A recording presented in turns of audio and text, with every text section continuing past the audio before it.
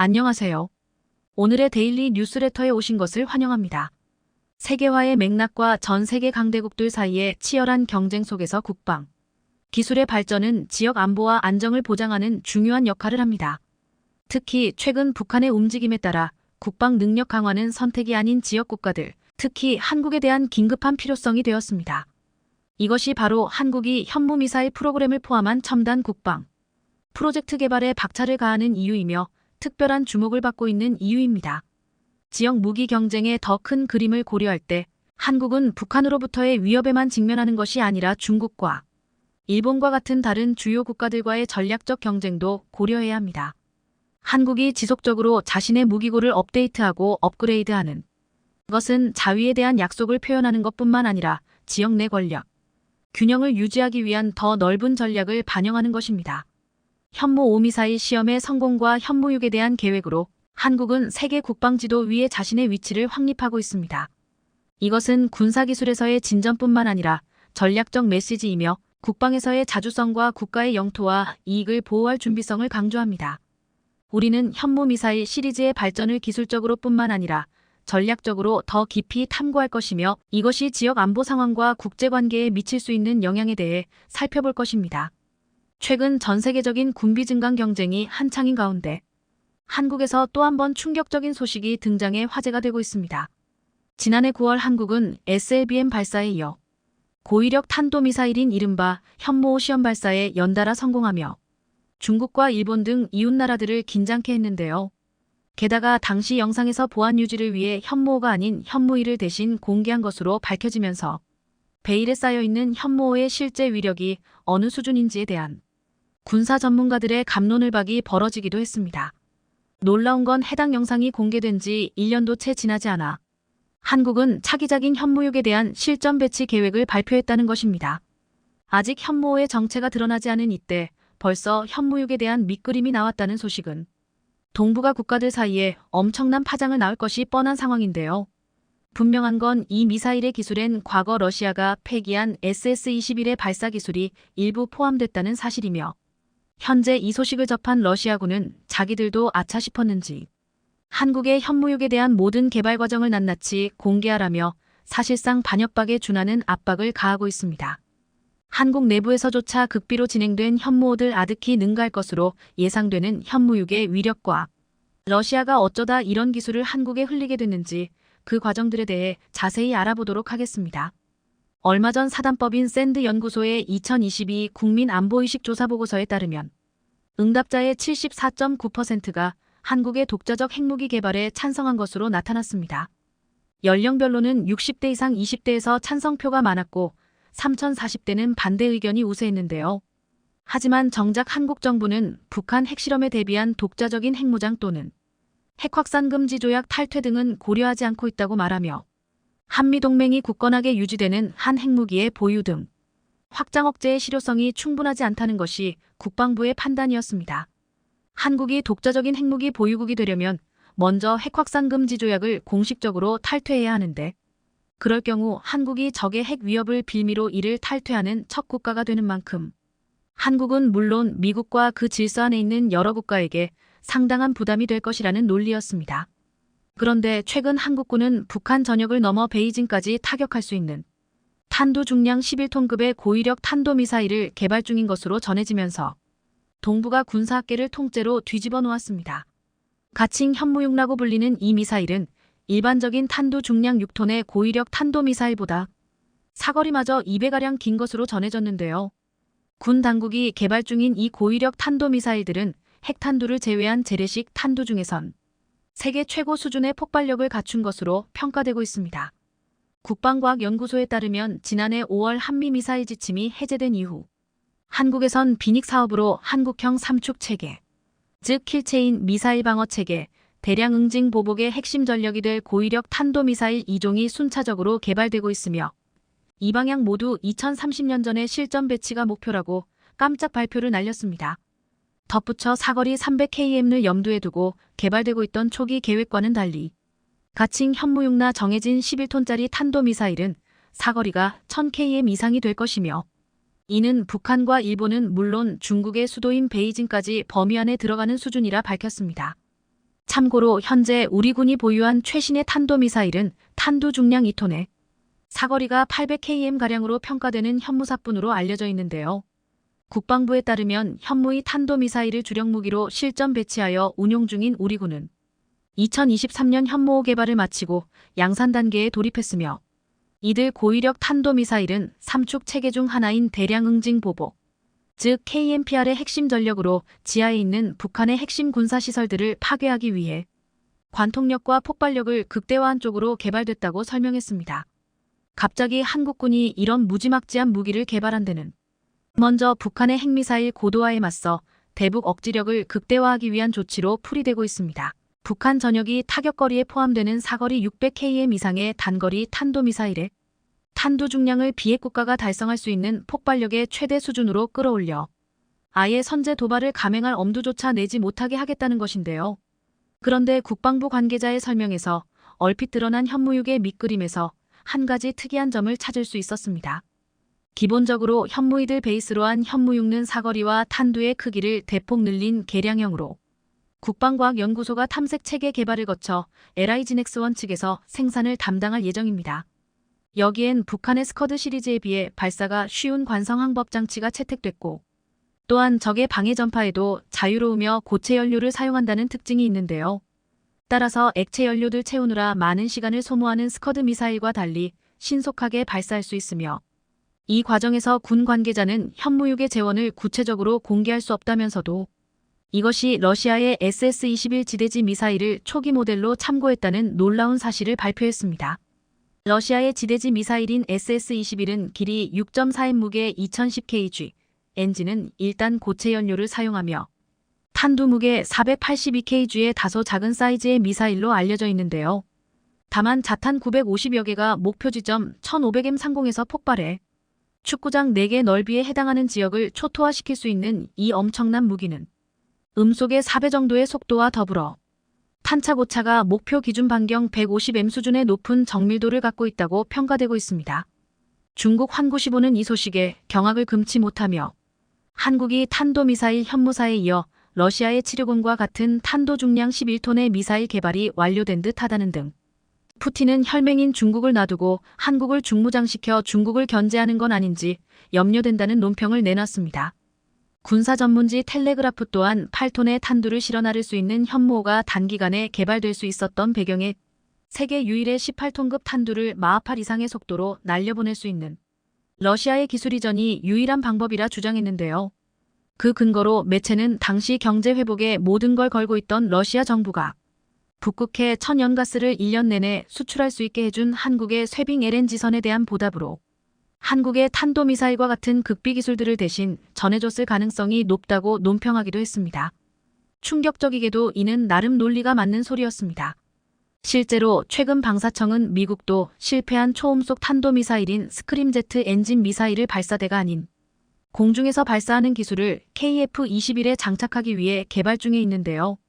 이 같은 한국의 미사일 개발 진척도는 타 국가에서 최소 몇십 년 걸릴 일을 불과 몇 년 안에 개발해낸 수준이며 때문에 일부 군사 전문가들은 러시아로부터 최첨단 무기 기술을 넘겨받은 게 분명한 한국이 현재 동북아에서 가장 호전적으로 공격무기 개발에 나서고 있다고 맹비난하기도 했죠.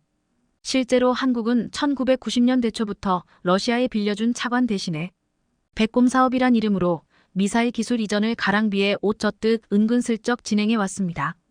대표적으로 KF-21과 AESA 레이더, 현무미사일과 잠수함 개발에 러시아가 간접적으로 도움을 줬으며 특히 수직발사 후 공중에서 타깃을 향해 90도로 방향 전환하여 최고속도 마하10으로 날아가는 SLBM의 콜드런치 기술은 러시아의 S-400 기술로부터 차용된 것인데요.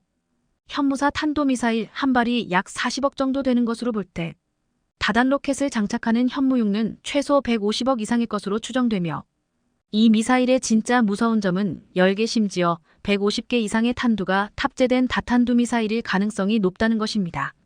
한 개의 탄두가 분리되면서 그 속에 150개 이상의 자탄들이 각자의 타깃으로 정확히 내리꽂는 현무육는 위낙 속도가 빠르다 보니 현존 어떠한 요격 미사일도 당해내지 못하며 때문에 이 미사일이 실전 배치되는 순간 한국은 북한과 일본은 물론 중국과 심지어 이 기술의 베이스를 전달해준 러시아에게마저 엄청난 위협이 되는 군사강국으로 성장함을 의미했습니다.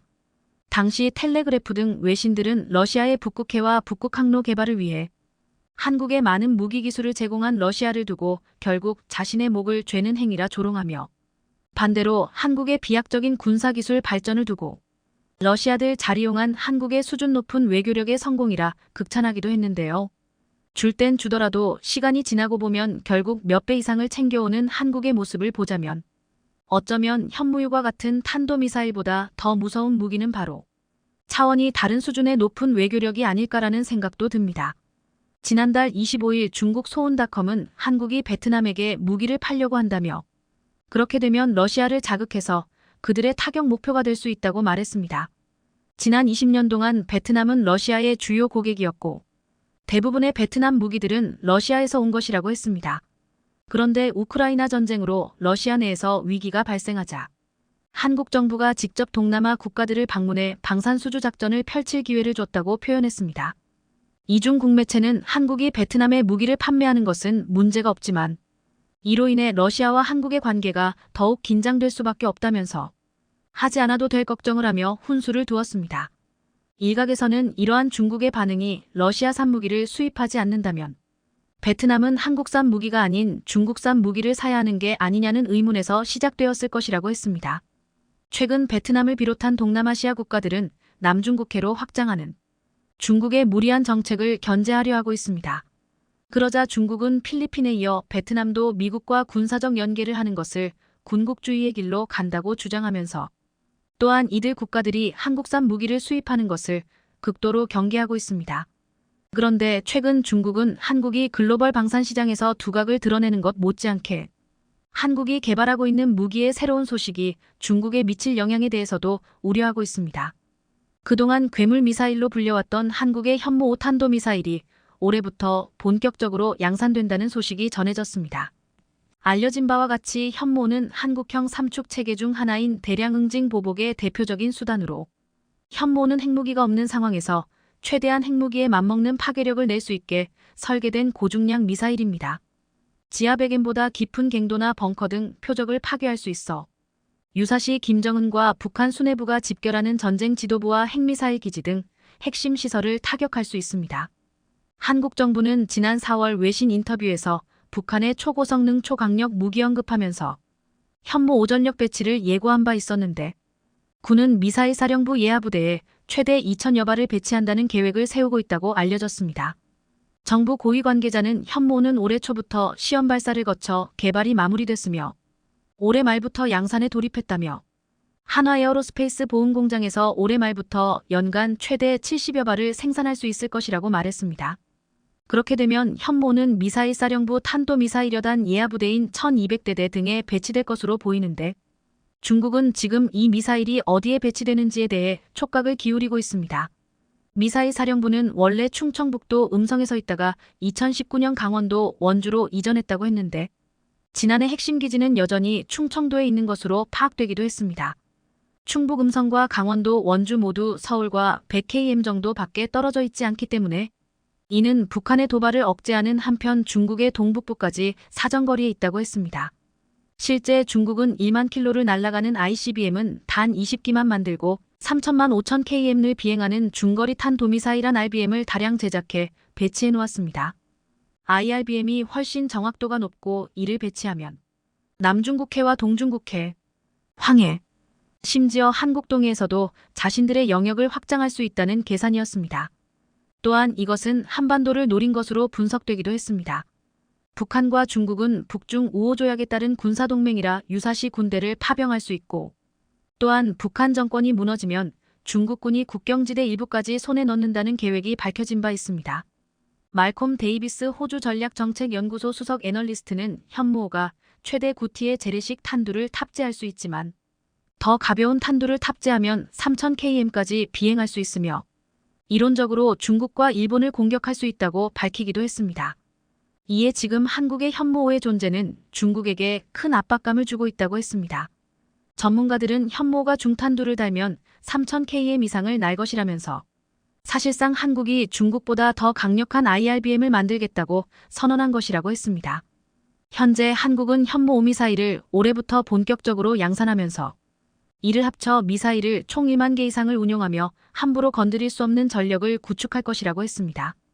일각에서는 현무 미사일의 핵무기급이라는 말을 다는 것을 과도한 표현이라고 하지만 현무 미사일 여러 기가 떨어지면 어떤 일이 벌어지는지를 전문가들은 제2차 세계대전을 통해서 말해주고 있습니다.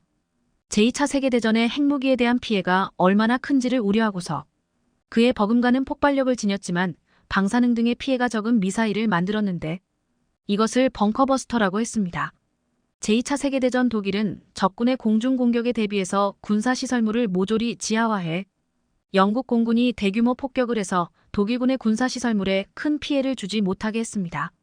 이때 영국이 고안한 것이 항공기에 거대한 폭탄을 떨어뜨려 탄두 부분을 지표면 아래까지 쑤셔 넣어 터지게 하면서 지진을 발생시킨다는 개념이었습니다. 이런 목적으로 최초 개발된 것이 톨보이라는 지진폭탄인데 5.4톤의 폭약 2.4톤을 내장해서 고고도에서 떨어뜨려 땅속까지 파고 들어가 지하에서 폭발하게 했습니다. 이로 인해 발생한 엄청난 충격파는 소규모 인공지진을 일으켜 표적을 파괴했습니다. 이 지진폭탄은 잠수함 경납고, 터널, 벙커, 교량 등 독일군의 주요 시설을 타격하는 데 성공했습니다. 또한 북해의 여왕이라 불리던 독일 해군의 전함 티르피츠까지 격침시켰습니다. 그리고 톨보이로 효과를 보고 그보다 더 크게 만든 그랜드슬램은 중량 10톤에 폭약 6톤으로 톨보이보다도 배로 파괴력이 큰 폭탄이었습니다. 그랜드슬램은 독일 베스트팔렌의 빌레펠트 인근 실트에세 지역의 육상철교에서 처음으로 사용되었습니다. 당시 육상철교는 톨보이 공격도 견뎌낸 내구성을 자랑했습니다. 이 때문에 영국군은 더 센 그랜드슬램을 떨어뜨렸는데 안타깝게도 투하된 그랜드슬램은 철교에서 수미터 벗어난 지점에 떨어졌습니다. 분명 빗맞았는데도 그랜드슬램의 폭발력으로 일대의 지반이 무너지면서 철교의 교각까지 동시에 폭삭 내려앉았습니다. 이후 독일군은 톨보이의 군사 강화 구조물이 모두 박살나자 콘크리트를 더 써서 더 탄탄하게 만들었는데 이렇게 만든 브레멘의 발렌틴 유보트 생산기지에 그랜드슬램이 떨어지자 4.5m 두께의 철근 콘크리트를 뚫고 들어가 지붕을 완전히 날려버렸습니다. 마지막으로 1945년 4월 25일 히틀러의 별장 중 하나인 베르크호프버그호프를 공격했습니다. 히틀러의 별장은 히틀러가 유독 튼튼하고 오래가도록 만들라고 지시하고 감독한 데다 국가원수가 이용하는 곳이므로 가장 강력한 방공 설비를 갖추어 일반 폭격에는 끄떡도 하지 않는 곳이었습니다. 하지만 그랜드슬램이 떨어지자 이를 순식간에 파괴하며 산사태마냥 뒤엎어버렸습니다. 이후 가장 강력하다는 벙커버스터는 이 그랜드슬램보다도 더 무거운 GBU-57로 무려 14톤의 무게로 정말 이것이 떨어지면 일대가 지진으로 초토화되는 무서운 괴물로 여겨졌습니다. 그런데 놀라운 것은 현무호가 이 GBU-57보다도 훨씬 강력하다는 것입니다. 2차 세계대전에서 독일군을 초토화시킨 톨보이와 그랜드슬램은 현무호에 비하면 귀여운 수준이라고 표현할 정도였습니다. 현무호의 사거리는 600km, 탄두 중량은 891 정도로 알려져 GBU-57보다 가볍지만 현무호가 훨씬 더 강력한 이유가 있었습니다. 현무호는 1000km 고도까지 치솟은 뒤 마하 10 이상 속도로 표적에 내리꽂힙니다. 미사일 기술로 빠르게 내리꽂는 것과 그냥 비행기에서 낙하시키는 것과는 비교할 수 없다고 했습니다. 결국 현무호는 탄두 자체의 파괴력도 크지만 초고속 낙하를 통해 탄두에 가해지는 운동에너지로 인공지진을 일으켜 지하시설을 초토화하는 것입니다. 이것이 대한민국이 핵을 사용하지 않고도 핵무기 같은 위력을 내는 재래식 무기를 만들었다는 평가가 나온 이유라고 했습니다. 지난해 10월 홍콩 사우스 차이나 모닝 포스트는 한국 신형 탄도미사일 현무는 북한뿐만 아니라 일본과 중국도 타격할 수 있고 지역의 군비 경쟁을 촉발할 수 있다고 우려했습니다. 한 군사 전문가는 현무호는 중국 대륙을 사정거리에 포함시키고 탐지하고 요격하기도 쉽다며 중국은 기뻐하지 않을 것이다라고 말했습니다. 본인들은 핵무기와 다량의 미사일을 배치했으면서도 한국의 미사일 배치를 두고는 말이 많았습니다. 중국 정부가 세워놓은 병아리 전략이 유출된 바 있는데 한반도 유사시 중국 인민해방군이 남포원산을 잇는 대동강 이북 지역을 점령한다는 내용이었습니다. 이러한 중국의 계획은 우리 국민들의 분노를 일으켰는데 앞으로 한국군의 현무호 배치는 중국군이 함부로 한반도에 들어올 땐 일대 지진을 경험시킬 강력한 무기라고 말하고 있습니다. 최근 방산업계에서는 태국이 결국 짝퉁 엔진을 탑재한 중국산 잠수함 도입을 취소하는 대신 중국산 호위함을 도입한다는 소식이 전해져 진위의 관심이 쏠리고 있습니다. 그것도 그럴 것이 태국 내의 분위기를 봐서는 중국산 호위함으로 대체하는 것조차도 꺼려하고 있는 것으로 보이는데요. 결정적으로 한국의 최첨단 호위함이 건조됐다는 소식이 전해지며 태국의 마음이 엄청나게 흔들리고 있다고 합니다. 해군력 증강 문제가 급한 태국 입장에서는 성능과 평판 어느 하나 빠지지 않는 한국으로 눈을 돌릴 수밖에 없는 상황인데 오늘은 태국의 잠수함 사업과 관련해 자세히 알아보겠습니다.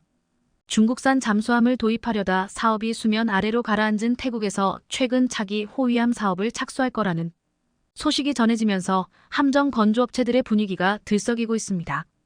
해군 전문 매체 네이버 뉴스에 따르면 중국 잠수함 도입 사업이 무산된 태국에서 더 이상 해군 증강 사업을 미룰 수 없다고 판단하고 호위함 사업을 먼저 타진하고 있는 것으로 전해졌습니다. 실제로 얼마 전 공개된 태국 국방백서에는 새로운 호위함 도입 건조 예산이 책정돼 있는 상태로 내년에 정식 입찰이 나올 가능성이 있는데요.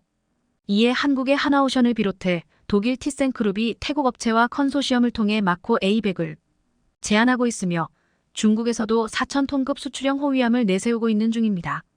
현재는 태국이 독일산 엔진 탑재를 둘러싼 갈등 끝에 중국산 잠수함 도입을 취소하고 대신 중국에서 호위함을 구매하기로 했다는 소식이 전해지고 있지만 결국엔 한국 호위함으로 눈을 돌릴 것으로 보이는데요. 방콕 포스트에 따르면 지난 10월 수틴 클랑생 태국 국방부 장관은 애초 계획된 중국산 잠수함을 구매하지 않고 대신 중국산 호위함을 주문할 예정이라고 밝혔었습니다. 앞서 유럽에서 중국의 무기 수출을 금지하는 조치로 인해 잠수함에 독일 엔진을 탑재하지 못하게 된 태국이 차선책을 마련한 겁니다. 수틴 클랑생 태국 국방부 장관은 총리의 중국 방문 기간 이 문제가 논의됐는데 중국도 계약 변경을 고려하기로 했다며 세부 사항을 협의하고 있어 조만간 새로운 계약이 체결될 수 있다고 설명했다. 그는 호위함 수입에는 잠수함보다 더 많은 6,300억 원이 투입된다며 잠수함 구매를 위해 이미 중국에 지급한 비용은 호위함 구매 비용으로 이전될 것이라고 말했습니다. 앞서 2017년 태국은 중국 선박 중공국제무역공사와 S-26T 위안급 잠수함 세척 수입 계약을 체결했는데요. 이에 따라 중국산 잠수함에 독일 MTU-396 디젤 엔진을 장착하기로 했지만 독일이 중국의 엔진 수출을 거부해 한동안 계약이 난항을 겪었습니다. 실제로 애초 첫 번째 잠수함이 올해 하반기에 태국에 인도될 예정이었으나 엔진 문제가 해결되지 않아 조달이 미뤄졌습니다. 이런 이유로 중국은 태국에 자국산 엔진을 대체 방안으로 제시했으나 태국이 안전성 우려 문제로 극구 거부하면서 한때 계약 해지 가능성까지도 제기됐었습니다. 상황이 이러자 중국은 끈질긴 설득과 오랜 협상을 이어갔고 결국 태국 해군이 중국산 엔진 성능을 테스트해 문제가 없으면 중국산으로 변경하겠다고 밝혔습니다. 이와 관련해 앞서 중국 관영 글로벌 타임스는 태국 해군이 독일제 엔진이 아닌 중국제 CHD620 디젤 엔진 개량형 모델을 탑재하는 방안을 승인했다고 보도하기도 했는데요. 그러나 중국산 엔진을 장착한 잠수함 도입을 승인해달라는 해군의 요청을 태국 정부가 받아들이지 않은 것으로 알려졌습니다.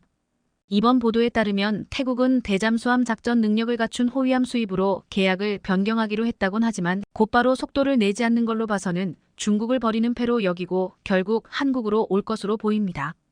그리고 때마침 한국 방산업계가 태국 방산 시장을 집중 공략하는 등 흘러가는 상황까지 우리에게 아주 유리해졌습니다. 미국과 유럽 등 글로벌 해양 방산 시장 진출을 통해 초격차 방산 솔루션을 확보하고자 하는 한화오션이 이번에는 태국 방산 시장 문을 두드리면서 광폭 행보를 보이고 있는데요. 한화오션은 지난달 열린 태국 D&S 2023 전시회에 참가해 태국 방산 관계자, 군 관계자들에게 강한 인상을 남겼습니다. 태국 D&S 2023 전시회는 50개국 500개 업체, 35개국 400개 공식 대표단이 참가하는 아시아 지역에서 손꼽히는 방산 전시회로 미국을 비롯해 이스라엘, 독일 등 유수의 방산 업체들이 참가했습니다. 이번 전시회에서 한화오션은 국내 함정 건조업체로는 유일하게 2,000톤급 수출형 전투함과 태국에 수출했던 3,000톤급 호위함, 해외 시장에서 주목을 받고 있는 장보고 III 3,000톤급 잠수함, 미래 무인 전력 지휘 통제함을 전시해 엄청난 이목을 끌었습니다. 특히 하나오션은 이번 태국 디언드S 2023 전시회 기간 동안 잠수함, 호위함 도입을 계획하고 있는 태국 국방부, 해군 관계자들과 활발한 미팅과 상담을 진행하면서 눈도장을 확실히 찍었는데요. 이뿐 아니라 하나오션은 지난 2019년 태국에 3,000톤급 호위함을 수출한 깊은 인연이 있는데 이 호위함은 현재 동남아 지역 최고의 전함으로 평가받고 있는 중입니다. 더구나 태국의 전 국왕이자 국민들 사이에 국부로 추앙받는 푸미폰 아두냐댓으로 명명될 만큼 태국 국민들에게 자부심과 같은 함정으로 꼽히고 있어 추가 수주도 가능성도 매우 높은 상황입니다. 이런 상황에 최근 하나오션이 울산급 호위함 배치 IIIO 6번함의 본격적인 건조에 들어간다는 소식이 전해지면서 태국의 마음을 사로잡고 있는데요. 방산업계에 따르면 지난달 하나오션은 방사청과 8천억 원에 육박하는 울산급 배치 IIIO 6번함 건조 사업을 위한 본계약을 체결했습니다. 이번 건조 사업은 대한민국 해군의 노후화된 초계함과 호위함을 대체하는 것으로 울산급 배치 II 계획의 마지막 사업입니다. 하나오션은 지난 7월 울산급 건조 사업 우선 협상 대상자로 선정됐으며 기술 협상 과정을 거쳐 본계약에 이르게 됐습니다. 본격적인 건조에 들어가면 5번함은 2027년 12월, 6번함은 2028년 6월에 우리 해군에 인도돼 전력화될 계획으로 알려졌습니다. 울산급 배치 III 호위함은 3,500톤급으로 길이 130m, 최대 30노트, 대공, 대잠 탐지 능력, 중저속 전기 추진 방식과 고속 항해용 가스터빈 추진 엔진을 결합한 하이브리드 추진 체계를 갖추고 있습니다. 그런데 이번에 하나오션이 울산급 마지막 함정 사업을 따냈다는 소식에 태국 방산업계가 발칵 뒤집어졌다고 합니다. 중국의 방해에도 불구하고 하루라도 빨리 한국과 계약을 체결해 인도 시기를 앞당겨야 한다는 주장이 나오고 있는 겁니다. 더구나 하나오션은 울산급 5, 6번함을 선도함보다 뛰어난 후속함으로 건조에 성공적으로 인도하겠다는 포부를 드러내자 태국의 마음이 더욱더 급해졌습니다. 태국이 이렇게 애가 타고 있는 건 하나오션의 남다른 이력 덕분으로 그동안 하나오션은 고품질의 함정을 생산하면서 우리 해군력과 자주국방 역량 강화에 엄청난 역할을 해왔습니다. 특히나 하나오션은 2000년 이후 새로운 전투 개념이 도입된 첨단 국산 구축함 건조 사업인 KDXI, III 사업의 전 라인업을 건조한 유일 업체인데요. 2012년 KDDX 개념 설계를 수행하면서 이지스함 등 최첨단 수상함에 대한 탁월한 기술력과 노하우를 입증해냈고 이런 건조 경쟁력을 바탕으로 현재 대한민국 해군이 운용 중인 구축함을 가장 많이 인도한 업체이기도 합니다.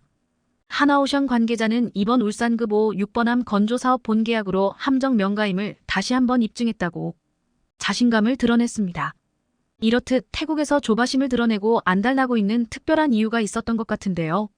그리고 최근 2010년 북한 어뢰에 폭침됐던 초계함 천안함이 전투 능력을 갖춘 최신 호위함 천안함으로 13년 만에 다시 태어났다는 소식이 전해지면서 태국이 더욱더 들썩이고 있습니다. 최근 우리 해군은 앞서 5월 경남 진해 군항에서 취역했던 새 천안함이 7개월의 전력화 과정을 거쳐 옛 천안함과 같은 서해 이함대에 이달 23일 작전 배치됐다고 밝혔는데요.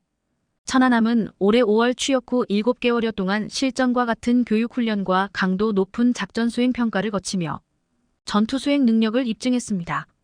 그 결과 작전 배치 적합 판정을 받고 23일 이함대에 입항해 본격적인 서해 수호. 해군에 따르면 구형 천안함은 배수량 1000T의 초계함이었으나 신형 천안함은 2800T급 호위함으로 함급이 한 단계 올라갔습니다. 길이 122m, 폭 14m, 높이 35m, 최고 속력 30노트로 해상작전 헬기 1대를 탑재할 수 있으며 5인치 함포, 함대함 유도탄, 함대지 유도탄, 장거리 대잠어뢰, 유도탄방어 유도탄 등의 무장을 탑재했습니다. 또한 선체 고정 음탐기는 물론 과거 천안함에는 없었던 예인선 배열 음탐기를 탑재해 원거리에서도 잠수함을 탐지할 수 있는 능력을 보유한 게 특징입니다. 아울러 추진 전동기와 가스터빈 엔진을 결합한 하이브리드 추진 체계로 소음을 줄여 대잠 성능이 향상됐다고 합니다. 신형 천안함은 작전 배치를 위해 지난 5월부터 함정 성능 확인, 작전 수행 능력 평가, 전투력 종합평가 등 3단계의 전력화 과정을 거쳤는데요. 전력화 기간 중 승조원들은 함정의 모든 무기 체계와 장비가 전투에서 최상의 성능을 발휘할 수 있도록 평가하고 작전 환경 숙달과 유형별 전투 수행 능력을 위해 실전과 같은 훈련을 진행했다는 후문입니다.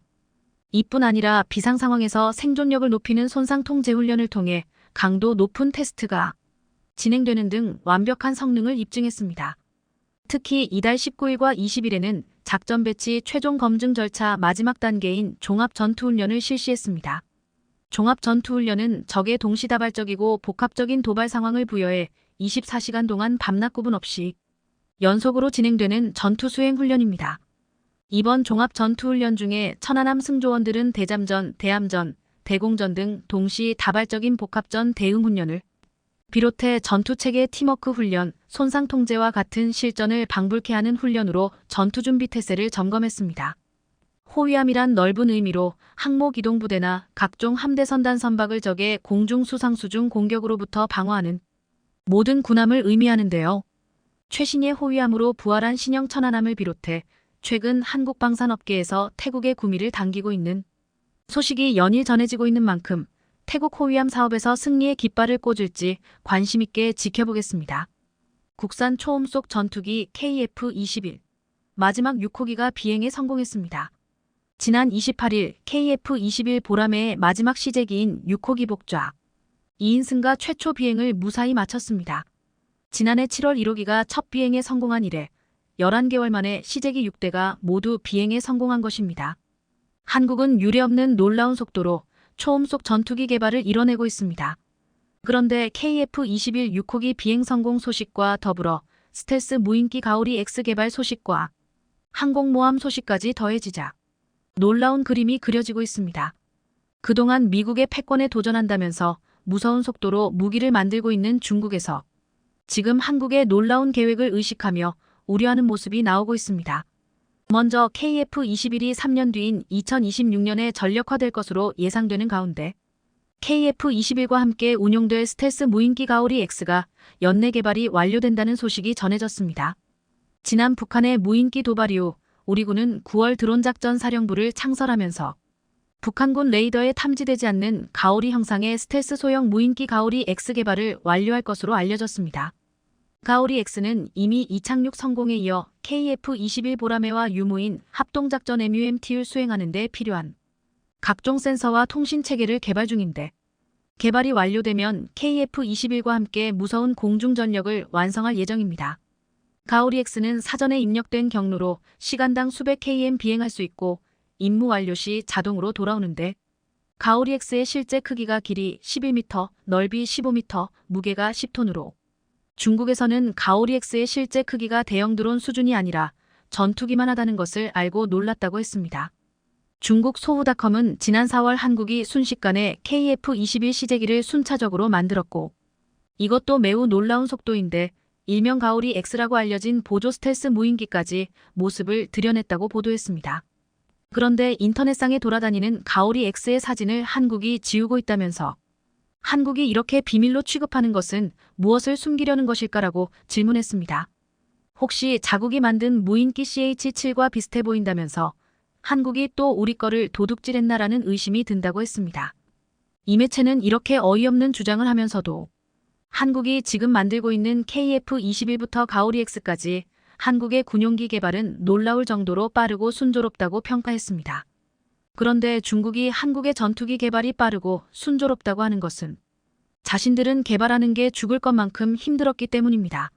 한국이 자신들의 것을 베꼈다고 억지 주장을 하는 것도 자신들이 남의 것을 무단으로 베끼기 때문에 한국이 그렇게 개발을 잘하는 것은 자신들처럼 남의 것을 베낀 게 아니냐고 말하는 것입니다. 2022년 7월 19일 KF-21이 초도 비행에 성공하자 중국 언론인 소후닷컴은 이렇게 보도했습니다. 한국은 기술적인 기반이 부족하여 록히드 마틴을 제휴 명목으로 끌어들였고 사실상 T-50 개발과 마찬가지로 록히드 마틴의 첨단 기술을 바탕으로 개발을 진행하고 있다. 록히드 마틴의 상당한 기술적 지원으로 KF-21은 기술적인 혜택을 누리고 있고 어쨌든 한국은 그 덕분에 전투기 개발에 있어서 예산 확보와 기술 부분에서 가장 어려운 고비를 그럭저럭 넘겼다. 그러나 한국이 신속히 관련 부품들을 독자적으로 생산하지 못한다면 KF-21은 실패작이 될 것이므로 아직까지는 실패할 가능성이 있어 보인다. 중국은 한국이 실패하기를 아직도 바라는 눈치이지만 한국은 이러한 바램을 묵살하고 있습니다. 한국은 KF-21을 개발하면서 로키드 마틴과 제휴의 엔진과 부분적인 기술을 전수받았지만 가장 중요한 핵심 기술 4개를 스스로 개발하고 국산화율을 65% 이상 실현시켰습니다. 일각에서는 국산화율 100%를 주장하지만 65%의 국산화율도 대단한 것이라며 사실상 100% 국산화라는 것은 의미가 없다고 했습니다. 스웨덴 그리펜은 KF-21에 들어가는 미국 G2 엔진을 쓰고 85%를 외국에서 부품을 사서 조립하지만 스웨덴제로 인정받고 수출까지 하고 있습니다. 하지만 모든 체계 설계를 스웨덴이 했기에 스웨덴만이 만드는 독자 모델로 인정받고 있습니다. KF-21은 전체의 체계 설계를 우리가 직접 한 기체이고 게다가 대부분의 부품을 우리가 직접 만들었습니다. 일본은 미국과 F2 전투기 공동 개발에서 실패하고 이후 영국과 협력하기로 했지만 이것도 힘들어지는 상황입니다. 영국 측은 일본에서 취할 수 있는 기술이 별로 없다며 오히려 KF-21 시험 비행 성공을 계기로 한국과 전투기 개발에 상호 협력하자고 먼저 제의를 해왔습니다. 중국이 제 아무리 최신 전투기를 내놓는다고 떠벌려도 결코 한국을 따라올 수 없는 이유는 바로 전투기 엔진이라고 했습니다. 중국은 한국보다 모든 무기에 있어서 국산화율이 훨씬 높지만 이는 중국의 기술이 뛰어나서가 아니라 미국, 유럽, 러시아 등 기술 선도국으로부터 경쟁국 또는 잠재 적국으로 찍힌 나라다 보니 기술 이전은커녕 완제품 판매도 안 하기 때문입니다. 그나마 러시아가 완제품 무기를 팔았는데 중국은 그것을 뜯어보고 무단으로 역설계해서 국산화를 한 것이 드러났습니다. 그러자 러시아는 최신 기체나 부품은 중국에 팔지 않아 첨단 무기들이 제 성능을 내지 못하고 있습니다. 실제로 중국이 자랑하는 J-20에 들어가는 WS-15 엔진도 그렇게 만들어졌는데 러시아제 원형의 6070% 수준의 성능밖에는 안 나오고 있습니다. 중국과 일본이 한국이 자국 기술로 전투기를 만드는 것을 보고 놀라고 속도에 다시 한번 놀라는 이유가 여기에 있습니다. 중국 매체는 KF-21이든 가오리-X든 로열 윙맨 형태의 기체이든 날개를 접을 수 있는 형태의 기체를 제작해 항공모함에 탑재하려는 한국의 야망은 잘 알려져 있다고 경계하고 있습니다. 중국 소후닷컴은 지난 14일 한국에서 열린 국제해양방위산업전 마덱스 2023에서 공개된 7만 톤급 항공모함을 보고서 놀란 기색이 역력했습니다. 기사 제목은 한국은 7만 톤급 항공모함 계획을 내놓고 중국과 경쟁하고 싶나? 였습니다. 그러면서 중국의 푸젠함을 닮은 한국형 항모, 중국과 경쟁하려는가? 라고 물었습니다. 한국은 다른 나라처럼 미국산 항공모함기를 선택하지 않고 한국산 스텔스 전투기 KF-21의 함상형을 개발할 것이라면서 국산 항공모함과 국산 항공모함기를 개발하려는 한국인의 야심을 얼핏 보기에 정말 남다르다고 표현했습니다. 중국은 강대국으로 원양과 대양에 초점을 맞춰야 하기에 이런 항공모함이 필요하지만 한국은 한반도 변두리 국가로 해군할 동법이가 작아 이러한 항공모함이 필요하겠냐고 하지 않아도 되는 걱정을 했습니다. 국내에서는 항공모함 보유를 두고 늘 이 같은 중국의 주장대로 반대하는 목소리가 많았지만 해군 관계자들은 중국이 하는 짓을 생각한다면 항공모함이 필수적이라고 말하고 있습니다. 중국은 서해를 자국의 앞바다라고 지칭하며 2013년부터 우리 해군에게 동경 124도 서쪽은 자신들의 작전구역이므로 넘어오지 말라고 일방적으로 통보해왔다고 했습니다. 그렇게 되면 서해의 70% 이상이 중국 해군의 작전구역이 됩니다. 중국 해군은 이렇게 매년 서해에서의 활동 범위를 넓혀가고 있으며 수적인 우위를 앞세워 이 근처를 항해하는 대한민국 해군 함정을 둘러싸듯 포위하여 위협하는 일도 서슴지 않고 있습니다. 중국의 회색지대 전술은 남중국해뿐만 아니라 한반도 서쪽 바다에서도 현재 진행형으로 이루어지고 있다는 것입니다. 앞으로 중국이 남중국해를 힘으로 장악하게 될 가능성이 높고 서해뿐만 아니라 남중국해에서도 길목을 막아서면 수출로 먹고 사는 한국은 큰 영향을 받게 됩니다. 그래서 중국을 견제하려면 항공모함이 필요하다고 했습니다. 항공모함을 한국이 보유한다면 중국의 대항해 인근 해역에서 머물면서 근거리에서 항공기의 보급을 통해 안정적이고 빠른 항공 지원이 가능하며 기존 강습 상륙함에 비해 우월한 체급으로 헬리콥터 전력도 충분히 제공할 수 있다고 했습니다.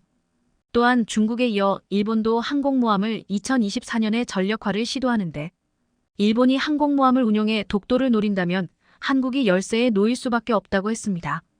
주변국이 한반도 주변에서 항모전투단을 운영한다면 분명 우리 군의 해양주권 수호 및 국위보호 활동에 큰 장애가 된다는 것입니다. 한국은 지금 KF-21과 함께 운용할 수 있는 가오리 X를 비롯해 7만 톤의 항공모함과 더불어 여기에 실어 운용할 수 있는 KF-21 네이비까지 만들고 있습니다. 중국은 지금 열심히 첨단 전투기와 항공모함 등을 만들고 있지만 모든 것이 중국 자국 기술로 만든 중국산이기에 실전에서 자신들이 과시하는 것 같은 전력은 아닐 것이라고 했습니다. 훨씬 앞선 기술이라고 자부하던 러시아도 이번 우크라이나전에서 전차나 전투기 등이 서양의 무기에 맹모추는 취약함을 드러냈습니다.